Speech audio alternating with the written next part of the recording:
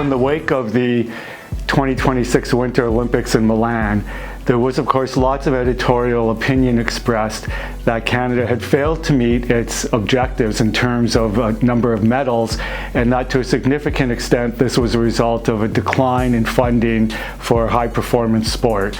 And people pointed to a decline fairly consistently since 2010 in Vancouver, and that we'd been living off the resources that were invested then, but that was coming to an end, and that if we didn't have a significant increase in funding, we could continue to see a decline in our international performance.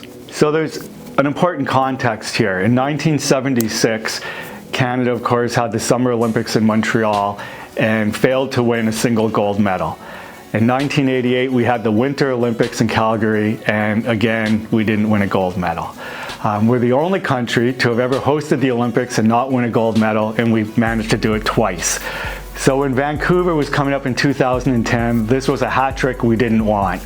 An organization was formed, Own the Podium, right, which was aimed at getting Canadians on the podium and to the top of the podium. And it really resulted in a redirection of sport funding towards high performance sport. And that legacy continues. It was very successful. We set records for our country in Vancouver and a couple of Winter Olympics that followed, and more success even in Summer Olympic Games. But there are implications of that.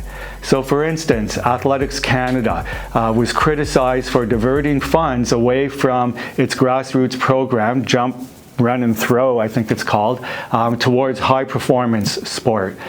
And that was a result of government funding to the national sports organizations that really prioritized how that sport performed internationally.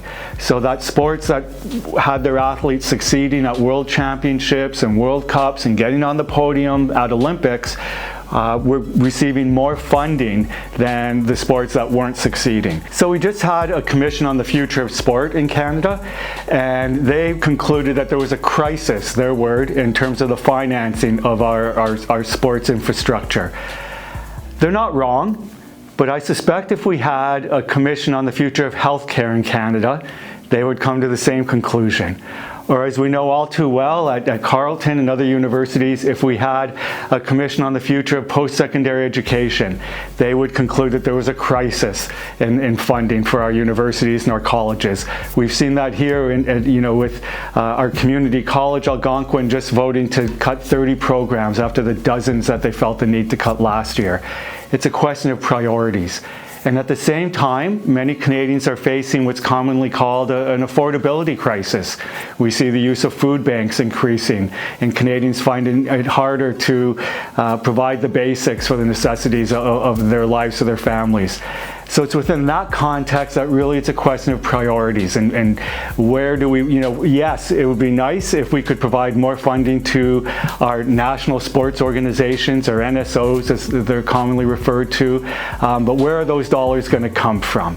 And that's the pressures that we face. So it's easy when we watch the Olympics and we hear about these wonderful, incredibly talented young people who devote their early years to representing our country.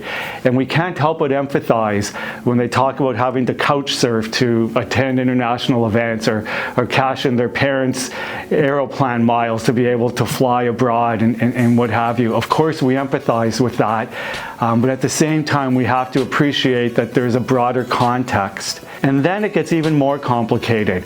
Because if we could come up with the money, if we can come up with the extra couple $100 million that the sports community would like to see directed to it, where should that be prioritized?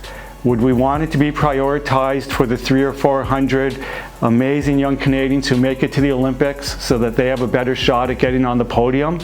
Or should it be earmarked towards grassroots community sport so that we could see sport become more inclusive at the grassroots level? And I should just say, in terms of the focus on high performance sports, some will say that, well, it's worth doing that because that will encourage more kids to participate in sport, so that the two things can sort of work together, right? We can get greater participation at the community level by doing better internationally.